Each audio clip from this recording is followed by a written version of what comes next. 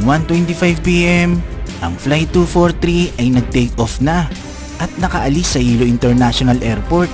Sakay ang 6 na crew members at 89 na pasahero patungong Honolulu. Sa pag-angat ng eroplano, na-reach nito ang normal flight altitude na 24,000 feet noong 1:48 PM. Nung nasa ibabaw na ito ng Pacific Ocean, dito nakarinig ng ingay sa maliit na bahagi ng bubungan ng eroplano. Mula noon, nakaramdam na ng hirap sa pagkontrol ang kapitan. Habang ang first officer naman na si Mimi Tompkins ay napansin ang gray insulation na lumulutang sa ibabaw ng cabin. Ang cockpit door ay nasira at nabaklas ang first class ceiling.